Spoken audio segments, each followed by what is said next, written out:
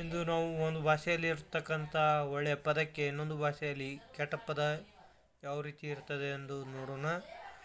ಒಮ್ಮೆ ಕನ್ನಡ ಮಾತನಾಡುವ ಹೆಣ್ಣುಮಕ್ಕಳು ರೈಲಿನಲ್ಲಿ ಪ್ರಯಾಣಿಸಲು ಏರಿದಾಗ ತೆಲುಗು ಮಾತನಾಡುವ ಹೆಣ್ಣುಮಗಳು ಕೂಚರಂಡಿ ಎಂದು ಅಂದಳು. ಆಗ ತೆಲುಗು ತಿಳಿಯದ ಅಂದರೆ ಕೂಚರಂಡಿ ಅಂದರೆ ಕುಳಿತುಕೊಳ್ಳೋ ಬನ್ನಿರಿ ಅಂದಂಗೆ.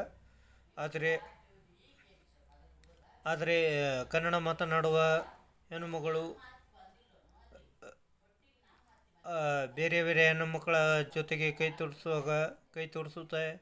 ಇವಳು ಬೀದರ್ ರಂಡಿ, ಇವಳು ಕಲಬುರಗಿ ರಂಡಿ, ಇವಳು ಧಾರವಾಡ ರಂಡಿ, ಇವಳು ಬಳ್ಳಾರಿ ರಂಡಿ, ಇವಳು ವಿಜಯನಗರ ರಂಡಿ, ಇವಳು ಬಾಗಲಕೋಟೆ ರಂಡಿ, ಇವಳು ಬೆಳಗಾವಿ ರಂಡಿ, ಇವಳು ಹಾವೇರಿ ರಂಡಿ ಎಂದು ಬೇರೆ ಬೇರೆ ಹೆಣ್ಮಕ್ಕಳ ಜೊತೆಗೆ ಕೈ ತೋರಿಸಿ ಮಾತನಾಡುತ್ತಾಳೆ. ಈ ರೀತಿ ಒಂದು ಭಾಷೆಯಲ್ಲಿರ್ತಕ್ಕಂಥ ಪದವು ಬೇರೆ ಭಾಷೆಯಲ್ಲಿ ಒಳ್ಳೆಯ ಅರ್ಥವನ್ನು ಹೊಂದಿರಬಹುದು, ಇಲ್ಲ ಕೆಟ್ಟ ಅರ್ಥವನ್ನು ಹೊಂದಿರಬಹುದು.